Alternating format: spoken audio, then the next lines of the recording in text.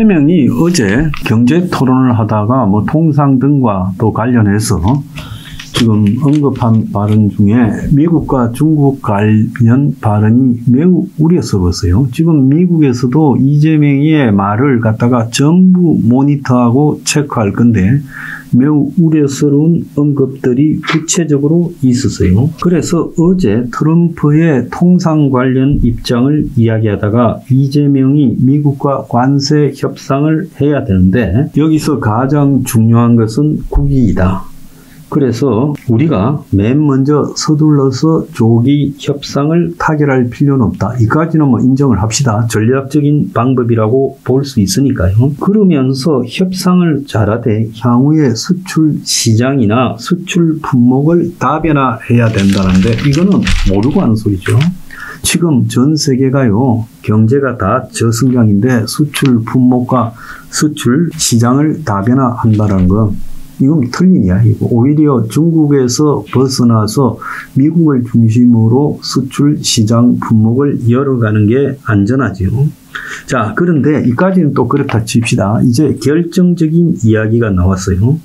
이재명이는 트럼프 정부가 지금처럼 미국에 대한 신뢰와 믿음을 다 갉아먹으면 오래 가지 못할 것이다. 그때까지 견디는 게 중요하다. 이재명이 트럼프를 윤석열처럼 인식하고 있다는 그런 것이 지금 나온 거죠. 김문수가 이재명의 말을 지적했는데 이재명 후보가 과거에 미국에 관해서 했던 발언들은 미국으로서는 끔찍할 정도다라고 말했는데 그러자 이재명이는 한미 동맹은 대한민국 외교 안보의 기본 축이지만은 거기에 완전히 몰빵 올인해서는 안 된다. 중국, 러시아하고 관계도 중요하다. 이렇게 말을 했어요. 그러면서 이재명이는 쎄쎄 발언과 관련해서 대만과 중국 문제에 너무 깊이 관여할 필요가 없다.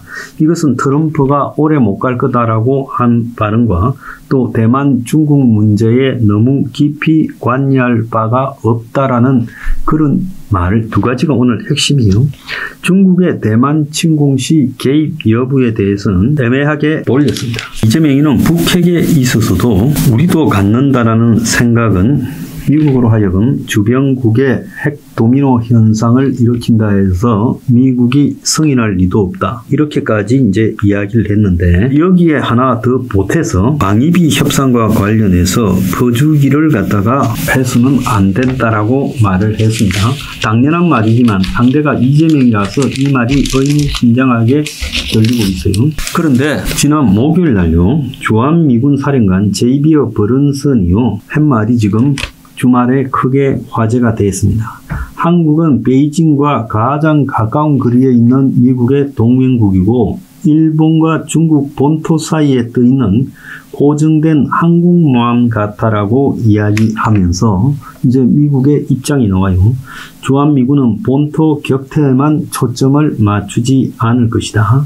그래서 주한미군은 보다 더 큰 인도 태평양 전략의 작은 부분으로 영내 작전 활동과 투자에도 초점을 맞추고 있다. 이 말은 트럼프 행정부가 중국의 대만 침공 저지를 최우선 사안으로 지적했고 또 중국 견제를 위한 한국의 전략적 중요성을 강조하고 있고 또 미국의 국방부의 핵심인 콜비 국방부 차관은 한국이 자국 방어를 스스로 책임지고 주한미군 역할은 중국 업체로 전환되어 가야 한다라고 주장하는 가운데 지금 한국의 대선이 진행되고 있는 상황에서 주한미군 사령관이 한국에 있는 주한미군의 기능 역할을 대북 억제뿐만 아니라 중국 견제, 대만 해협 문제 등으로 확장되어야 된다.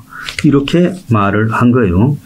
그래서 한국은 중일 사이에 항공모함 같은 위치고 주한미군은 북한 격퇴뿐만 아니라 대만 유사시 주한미군이 투입되는 중국 견제에 있어서 한국의 입지가 중요한 역할과 관련이 있다. 이렇게 말을 한 거예요. 자, 이런 미국의 입장에서 이재명이가 중국이나 대만이 뭐라 그러면 다 쎄쎄 하는 식으로 관여하지 않겠다는 것은 미국의 주한미군에 대한 중국의 대만 침공에 대한 역할과 이재명의 역할이 완전히 배치되고 있다라는 것을 의미하는 거예요. 그래서 중국과 대만 양안의 유사시에 주한미군을 움직이려는 트럼프. 자, 한국의 고민이 깊어지고 있다는 거예요. 미국은 갈수록 주한미군을 한국의 붙박이가 아니라 신속 기동 타격군처럼 주변에 투입하려고 하는데 한국이 주한미군은 이재명식으로 저렇게 중국 일에 개입하지 않겠다라고 되면 이제 미국이 일본을 파트너로 삼고 한국을 배제하고 그리고 주한미군을 뺄 가능성도 있다라고 저는 보여지고 있습니다. 그런데 이재명이가 지금 이야기하는 중국에 대해서 쎄쎄하면 된다라는 말도요. 중국이요. 서해에 그야말로 철제 구조물을 설치해서 인공 군사섬을 만들고 있고 그리고 서울 용산에 주한미국 대사관 예정지 옆에다가 땅을 샀어요. 그러니까 주한미국 대사관을 감시하는 건물을 짓겠다는 거 아니에요. 그리고 중국이 지금 한국에 대해서 엄청나게 이 스파이들을 풀어서 사찰을 하고 있습니다. 그래서 중국이 갈수록 권위주의적으로 가고 있는데 한국이 중국에 대해서 쎄쎄한다면서 미국도 중국도 다 잘 지내자라는 게 이게 맞는 말이냐. 그래서 중국의 주변국에 대한 폭주 이런 것들을 매우 안이하게 보면서 중국이 공자학원을 갖다가 한국의 대학에 깔고 중앙도서관에 시진핑 자료실까지 둔 서울대 그리고 더 나아가서 한국 내에 있는 중국의 비공식 경찰들 이런 것들을 우리가요 그냥 볼 문제가 아니라는 거예요. 유럽의 주요 대학들이 미국에서도 주요 대학들이 줄줄이 공자학원을 폐쇄하고 또 중국에 대한 간첩법을 개정해서 강하게 만들어야 된다.